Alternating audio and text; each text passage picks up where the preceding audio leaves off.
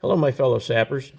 I put a reel out about my vacuum pump that I had created. I did this last year. Had 30 taps in a sugar bush, and I decided to connect them all to a vacuum pump. I did some research, and I come up with some components that I could plug in 110 because my sugar bush is not that far from my barn. So I ran a 12 gauge 100-foot extension cord with a three-way on the end of it, and I was able to supply power out there to the pump box. So if you have a chance to do 110, this is for you. If you want to go otherwise, they have solar ones that you could do, battery operated ones that you could do. But I happen to go with 110 electricity. So let's get started on all the components, and hopefully this helps some folks out if you want to build one of these things. I'm going to switch over. All righty. So here we are. The main important part is the pump.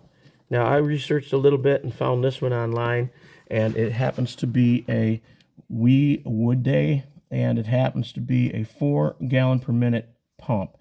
There are some other ones, but that's the one that I decided to buy. Now, it does come with a strainer filter, and that strainer filter is a component that comes with it, and it also comes with some tube connections, but the tube connections I ended up switching out with half-inch to half-inch barbed barbed tubing. So you might want to go to a plumbing store for those fittings. They're specialty fitting. You won't find them at most places. Lowe's might have them too. All right, so the strainer, I found out that once I started running this thing, my flow started reducing. So I took the strainer off and I cleaned out the filter, and boy, I was right back up to full flow again. But some of the sawdust and debris and whatever you got from hooking the lines up, it gets trapped in there, and then it's going to reduce your flow. So make sure you're cleaning that periodically. Shut the pump down and clean that strainer. It's not that hard to do. It's on the bottom side right there. There you go. So little screen pops out, and you can clean that up. All right, so the pump pumps only when I want it to. So that is controlled by these Inkbird temperature control switches. So they come with a two-way outlet, and for cooling and heating.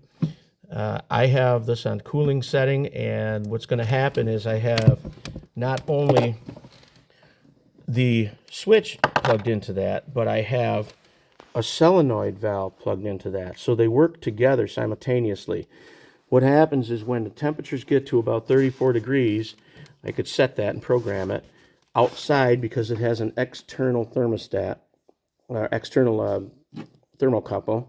I drilled a little hole there and stuck it through. When the outside temperatures get to be 35 degrees, 34 degrees, 35 degrees, I'll go ahead and I'll have that pump kick on. When that puts power to the solenoid switch it terminates this side over here. So all the sap that's being connected or collected through this spider fitting, I call it a spider fitting, a 6-way. And then look at those little caps. You could buy those little caps with them too at your maple producer or maple syrup producing supply stores, and terminate whatever lines that you don't want to use. Okay, so back to the solenoid valve. The pump kicks on, the solenoid valve gets power to it also. What that does is it switches only to two-way, so it can only draw through and go through the pump. When the temperatures drop outside, I don't want to be sucking ice, so I go ahead and set that to turn off at about 33 degrees outside. 33 degrees, the pump will kick off. And then what happens is when the power is kicked off to the solenoid valve, it goes out this exit port right here, out this way, which comes out the cooler. And then I got these quick disconnect fittings for the ends of hoses. It works really good. Oh, this hose is 5/8. I'm sorry. It's 5/8 hose, so I could use the hose ends. It's not half-inch hose.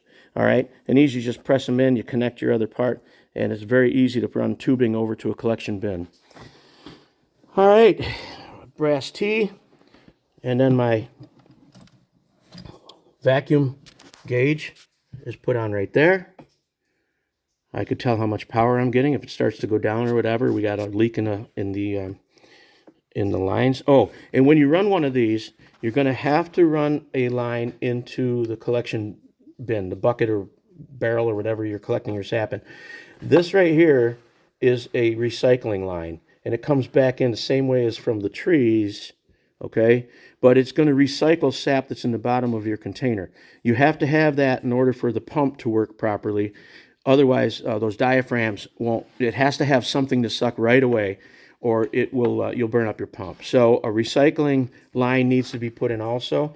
I weigh it down with a piece of stainless steel nipple pipe, maybe about 4 inches, 5 inches. I'll put it right on the end of the tube, and I submerge it down into that sap, and it stays down to the bottom and not floats to the top. If you could look at my setting, this happens to work good with this pump. If you're looking right on the pump, it's looking like it's right there. You go. That's about where I have to have it for the pump to be comfortable. You'll hear the pump run. It'll either be starving or it'll be running really nice. Now, if you don't have that regulated and you have too much flow going in and you don't use a valve, what's going to happen is your sap is going to actually flow backwards back to the taps. So that is a very important part of this whole system. Inside the box, I have another temperature control switch that just controls the ceramic heat lamp. Now that's just a typical outlet. I got it duct taped to the bottom of the light fixture box. But what I did was I ran a whip with a 110 outlet so that I could plug it into the and let's see if you can see that. Yeah, it's plugged into that Inkbird right there. And that thing is going to control that lamp. Now that lamp will kick on when the ambient temperature inside the box gets to be, I stay safe and I'll put it on at about 34 degrees, 33 degrees. That thing will kick on and it'll kick off when the box inside is at about, 40 degrees. That light will kick off. And then it gets down to 33 degrees again, the light kicks on. And then it kicks off at 34. Or, I'm sorry, 30, what did I say, 35? Boy, I'm mixed up now. I don't know, you get the box inside up to 40 degrees, the lamp will shut off, and etc. It just keeps cycling like that to keep the temperature above freezing inside so your pump does not freeze during a cold night. Now, another important part is that all of this has to be pitched. So when you want your pump to drain, your pump should be up higher than your exit port. Okay? So when that valve opens up and allows this to go back through this way, you want this higher than the hole over there.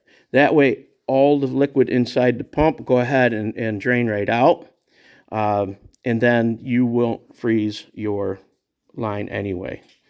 Nothing will be in the pump.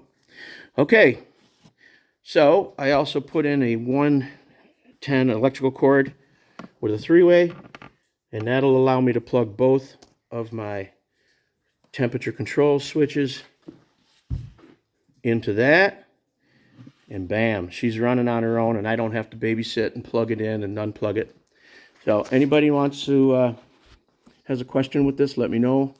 I do have some of the items that I purchased on a what do you call it when you take a screenshot? So maybe I could upload it for you if you ask. All right, good luck, and let's get that sap flowing.